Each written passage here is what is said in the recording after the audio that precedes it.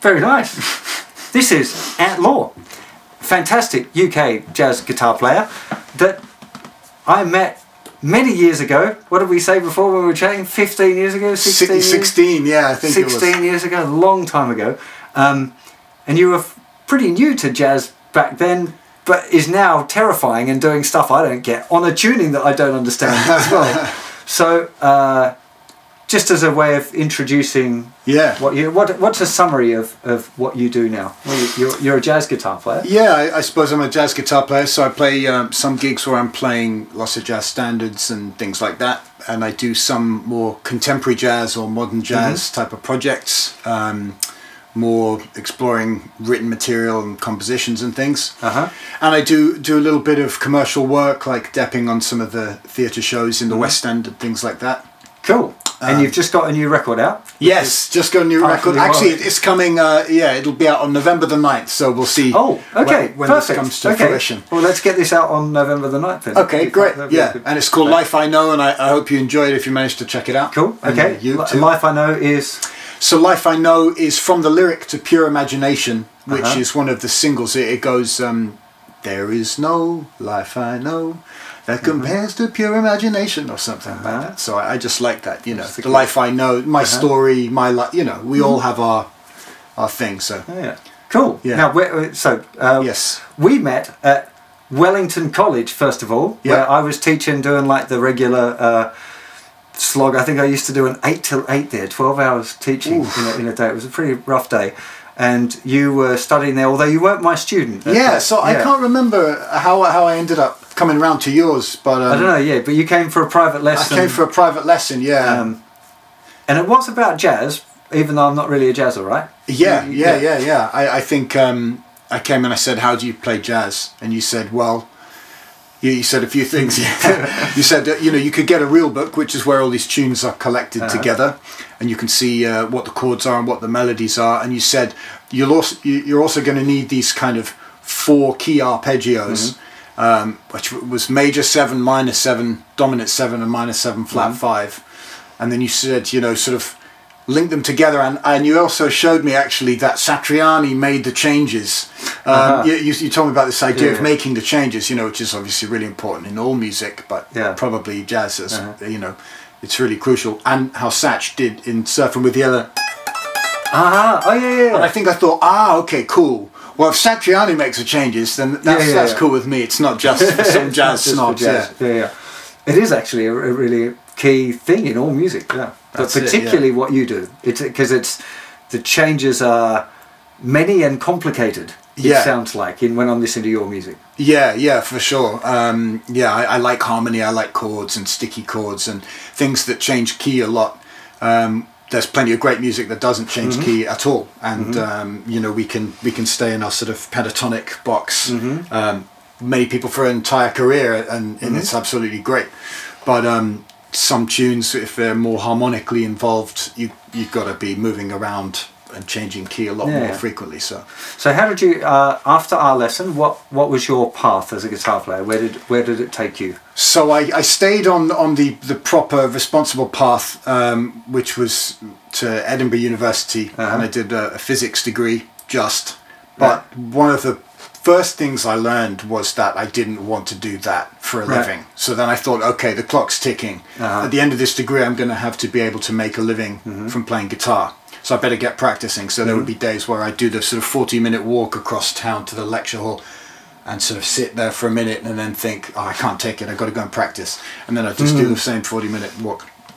Yeah, right. So yeah, and the big practice days are an important part of the journey, right? I had the same thing when I was at music school. I mean, I didn't do a physics degree, but when I went to the conservatorium, it was all I did was practice all day, every day. And that, I think most guitar, well, I think there are young guitar players that don't realise that you have to have a period of, like, where you really work your ass off. I don't know what it is. Maybe it's we sort of get used to things being very instant, you know. There's the fact that since I was learning, you know, now I can find any music on Spotify or YouTube immediately. So there's no I don't know exactly what it is. It can be quite overwhelming, but definitely most people have had a period of really knuckling down, and the space to do so as well, you know, like at college where you maybe have a student loan or you're not freaking out about rent.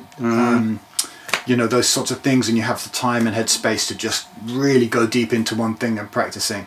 So when you went deep, what were you doing? Transcribing, learning from books, studying theories? Especially if you're into physics, I guess you're looking at the theory of things a bit. Definitely. The scientific aspect. Well, I did start off fully in that kind of analytical mode, trying to play jazz, and then I thought, this is ridiculous, I'm trying to learn jazz without listening to it. And then I listened to some, and then I got really hooked, and then it was kind of natural because the music that I was enjoying, the same way that, you know, I used to like just get a kick out of playing Sweet Child of Mine, or Wild Thing actually was the first thing that I remember just feeling amazing when I played it through an amp loud, you know, getting that feeling again, you know, I guess. What was I talking about? How you got to, whether you were studying the analytics or whether you, like musical stuff. There we go. Transcribing then a lot at the beginning? Well, I mean, not really? Probably learning by ear, but I never really wrote things out. And, I did learn, I would learn, you know, some sort of basic jazz arpeggios, like linking through like a D minor 7 to a G7 to a C major 7 and those sorts of things. But then I think it was checking out a bit of Coltrane and the more modal music that he was doing, which had a bit of a parallel with the Steve Vais and Joe Satriani's, who you know will sort of explore a mode for a whole piece sometimes, and that was so accessible to me at the time. And also when Coltrane was shredding, it sounded a little bit like Steve Vai tapping, and those, so you know, there's a few parallels that helped me kind of make that leap, I think. Okay.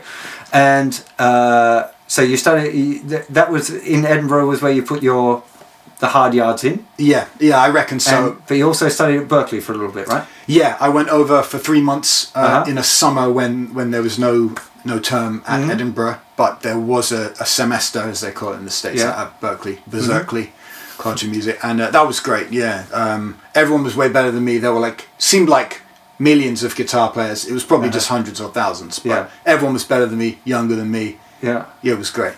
Well, it was very humbling. I just knocked the mic back. It doesn't matter. But it was that was great, exactly, just to realise how much I could know.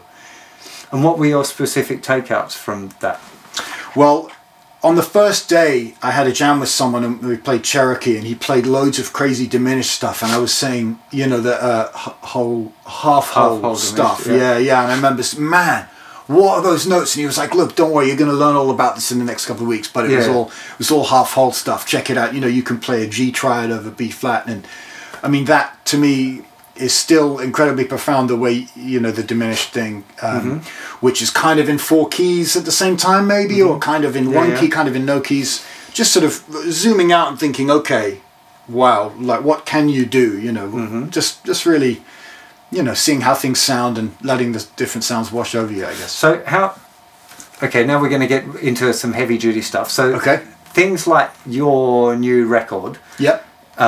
I've only heard a few tracks off it so far, but the harmonies are pretty complex. It doesn't sound like your standard jazz standard kind of harmonies going on. So what's going on when you're thinking both compositionally and harmonically? Are you using a modal interchange, or where are you drawing the harmony from? I do love to do that. I mean, sometimes I'll just start from a few chords that I like it might be even I'm starting from a 2-5-1, but I'll get lost in some upper structures and end up in the wrong key. But I go, that's really cool. What was that? You know, and end up thinking, okay, let's keep that. And what if we go to a further key, and or then there's kind of 32 bars, and okay, great, that could be a form. There's a form. Yeah. Yeah, right. Sometimes it comes from just nice sounds and textures as well. Like one of the singles, Pure Imagination, I just got the Strymon Big Sky and Timeline and kind of cranked it up, and pretty much anything you play sounds amazing. With that much, it provided you stay in one key. So it's an unusual arrangement because it's a jazz standard which has a lot of harmony. Right. But I just kind of stripped out the harmony for the most part. Yeah, right. And I did it all over a pedal. There are no rules really, but I guess you start with the kernel of something that inspires you. It might be a voice singer sound, a weird lick, you know. Now some of the chords don't sound like a standard kind of a thing. Like there sounds to me like major 7 sharp 5s and that kind of thing, which are not diatonic. Yeah, a bit like you're the right. John Scofieldy sort of stuff, where the harmonies aren't necessarily the standard harmony. So it's not even like a standard progression. Right. Yeah. But the actual chord that you're soloing over is not a major 7 chord, and you're superimposing this major. There's something else. Sure. No, you're absolutely right. I think there comes a time, if you listen to enough jazz, when you get quite far down the rabbit hole and maybe you forget what it was like on the outside, and so every chord you play has to be really, really crunchy. You know, what used to be your sort of you know, it sounds as normal. You think, why not? I mean, are they even different? You get sort of too accustomed to those sorts of things. So you know, I might be mucking around with some strange modes of the harmonic major scale or harmonic minor or melodic minor, and just start with a crunchy chord. That's definitely so starting in a place like that. Start with a new sound. Sometimes when you're trying to inspire yourself, you know, when you're writing, you're right. I think the trick is to keep yourself inspired. And sometimes that for me is just something, getting into a new kind of sound world for me. So I guess like I love Schofield and those kind of things, but I always found it harmonically too difficult for my brain to handle. I know the feeling. I just couldn't.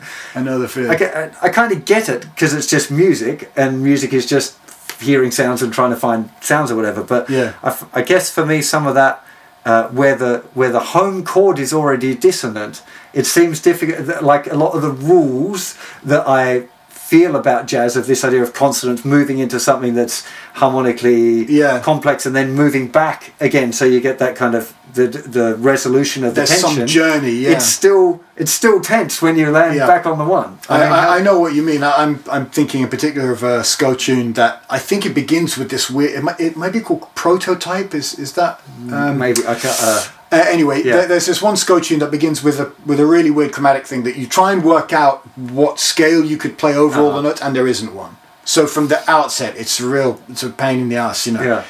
Trying to work out what key it's in, or what your go-to sort of scales and notes can be. So sometimes there are things that are really difficult like that. I feel your pain. It might be just that your ears, ultimately your personality as a composer, have led you sort of elsewhere. But, I was just curious where it goes from you, if you feel the tension and resolution the same way. Like the more curry you eat, the more used to the spice you get, so therefore you can probably handle more.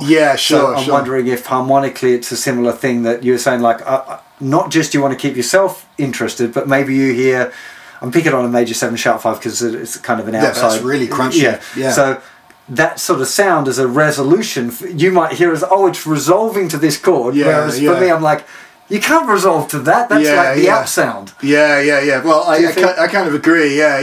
We do tend to use that as a substitution for a 1 chord, and you're desperately wanting that sharp 5 to sort of resolve up or down or anywhere. Okay. So you do feel that tension still there. I think. I mean, to keep the curry analogy, you know, if you just had all curry and no rice, it's too much. You know, there has to be balance. So there has to be. There has to be some kind of harmonic journey, you know. So that's why this whole idea of 2-5-1s and things is so crucial, because eventually the 2 gets so messed up that it's not a 2. The 5 might get so messed up it's not a 5, but at least it teaches you that there's got to be some journey harmonically and melodically and even maybe rhythmically as well. Cool. Okay. One more question about harmony sort of related stuff that. I'm not sure the correct term or the hip term, but I put you in the kind of modern jazz bag. Cool. And it still feels like jazz, but it doesn't tend to use the same bebop language that you hear in more traditional styles or whatever. So what are the breakaway points for you? Like how does it, did you learn bebop? Did you learn all of the Parker tunes first and then just choose to ignore it? Because you still swing when you play. There's still the rhythmic element of that tradition, but it seems like the harmonies aren't quite. Yeah, that's quite a big question. Yeah. I did practice bebop a lot. Actually, I used to do a thing called Bebop Breakfast, where just to try and really get bebop language in my playing, I would play through every bebop head that I knew, and at the time I think it was about 40 or something, which is probably more than I could play now, but just to really refresh all those kind of pathways on the neck, you know, before having breakfast.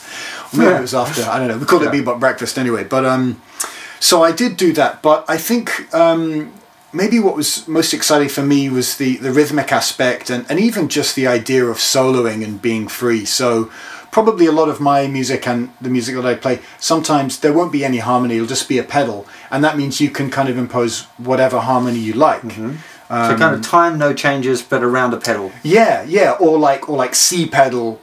So then there'll be bits where I'm thinking C minor 7, bits where I'm thinking C13 flat 9.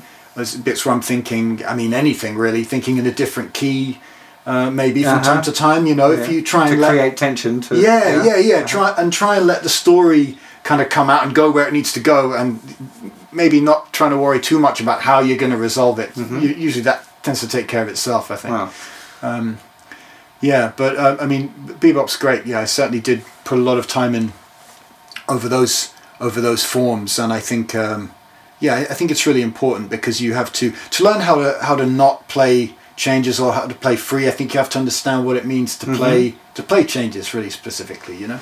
It seems like most of the guys that I really rate in the jazz field that play really outside also have done the time on that standard bebop repertoire and the basics of the jazz language, even if they never play it. It's funny, isn't it? Like Rebello is a good example of Jason Rebello's, the way he plays and the stuff he does with Jeff Beck is kind of still kind of rocky. The harmonies aren't maybe as complex as he might play on other people's records or his own, but you can really sense that he's done that time of those. Yeah, you can. And except for one bootleg which kind of emerged, there are no, well, as far as I know anyway, there aren't any recordings of Jason playing sort of really straight ahead music, you know.